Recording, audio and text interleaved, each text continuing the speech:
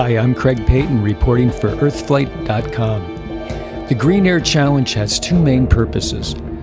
First is a commemoration of the original Paris to Madrid air race in 1911. Of the 20 contestants, 19 crashed, and the winner, Jules Verdanes, became an early aviation legend as the only person to finish. The second goal of the Green Air Challenge is to promote environmentally friendly aviation and to reward efficiency as the number one goal. 10 state-of-the-art ultralight aircraft will attempt this difficult flight over the Pyrenees mountains to Madrid. With gas prices currently at $12 a gallon, it's no surprise that Europe has led the way in developing fuel-efficient aircraft. The Joint Aviation Authorities, or JAR in Europe, have set a maximum weight of 992 pounds for ultralight two-seaters, similar to our LSA standards. So come join us as we travel through the beautiful countryside of France and Spain with these amazing next-generation aircraft.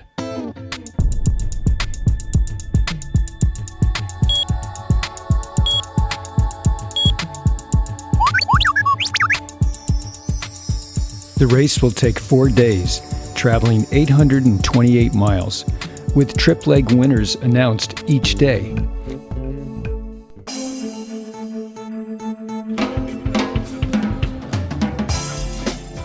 We gather south of Paris at the famous La Ferté-Alais airfield. The aerodrome is a living museum of restored vintage aircraft, most in flying condition. The race aircraft arrive, check in, are weighed, and fuel is measured in preparation for the first leg to Cognac.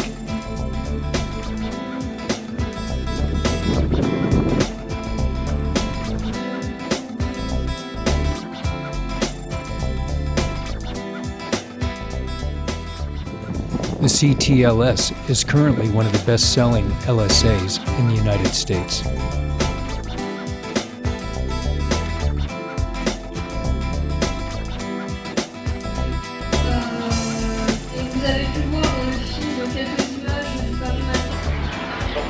Each day we get a flight briefing going over the details of the upcoming legs and weather outlook.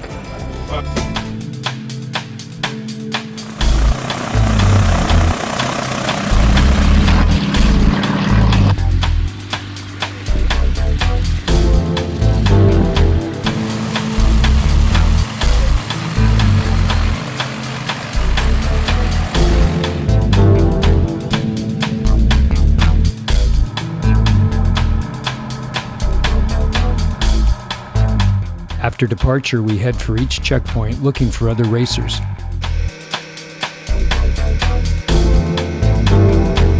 Sponsor aircraft travel with the race, coordinating weather and communications.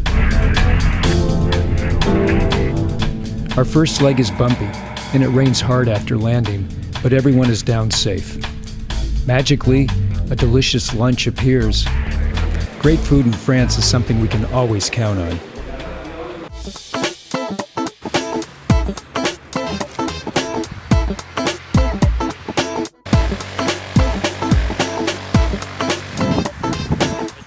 Heading for Tarbes in southern France, we launch into a beautiful but still quite turbulent sky. This leg is quite long because rain canceled the second half of yesterday's race, and everybody's traveling with full fuel.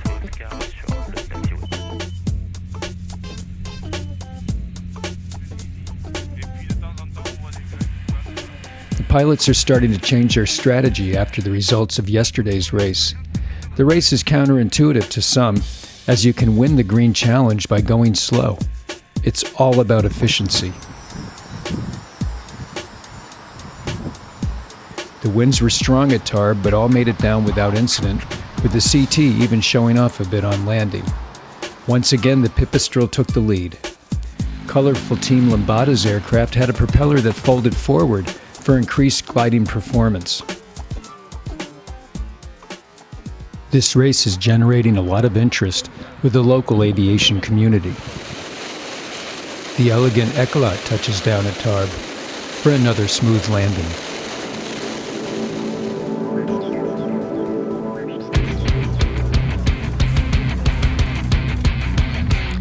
Here is Jose Luis Sanchez, president of Spain's Real Aero Club, cutting loose in a decathlon over the Pyrenees.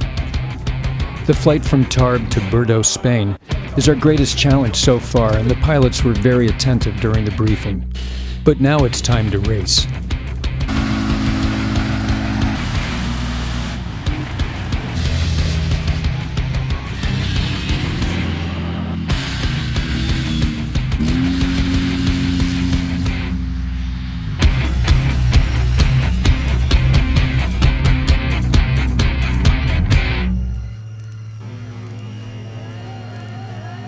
With windmills on every ridge, I was surprised to learn that Spain can produce up to 50% of its total electric demand on windy days. The Pyrenees Mountains make quite an impression when you're flying in an ultralight aircraft near its service limits.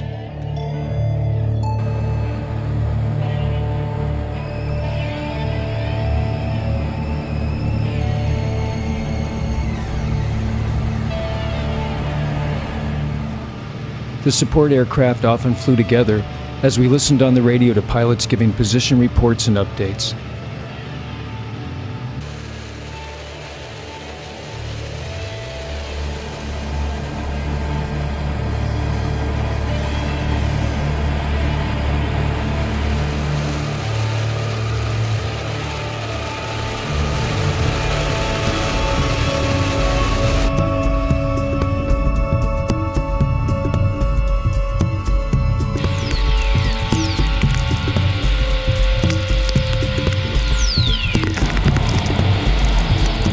We landed in beautiful Burgos, Spain on a warm summer day and took place in a hometown celebration of the original race winner, Jules Verdains, with speeches and the unveiling of a beautiful bronze bust.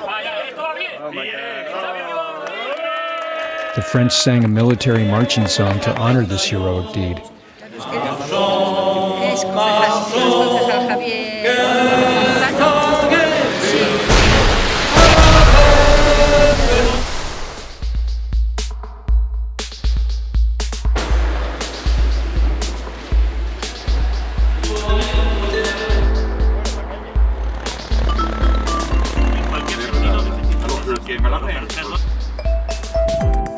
With the weather remaining good, we launched into the blue skies for the last leg of the race.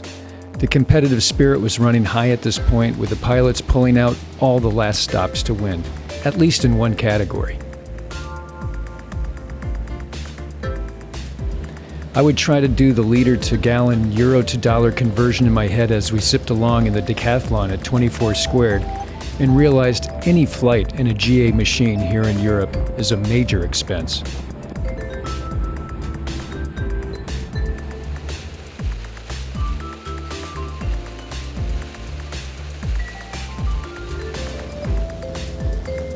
With all the controls in Europe, VFR flying can still be surprisingly loose though, and the traffic mixtures of gliders and power planes at our final airport were uncomfortably tight. Luckily, all landed without incident except one, the Shark. The hot day and high-density altitude caught up with him in the mountains, robbed him of the power to clear a ridge, and he was forced down off airport.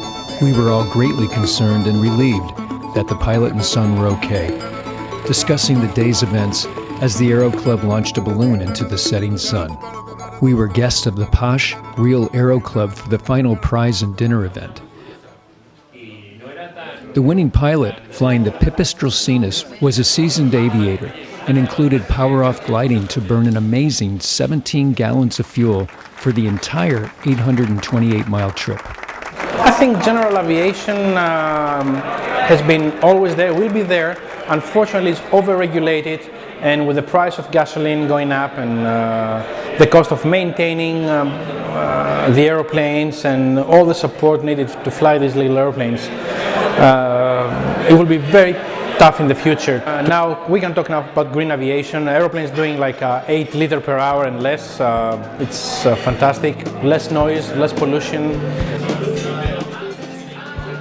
We thank the organizer team and the pilots for making the first Paris-Madrid Green Challenge a successful and eye-opening event.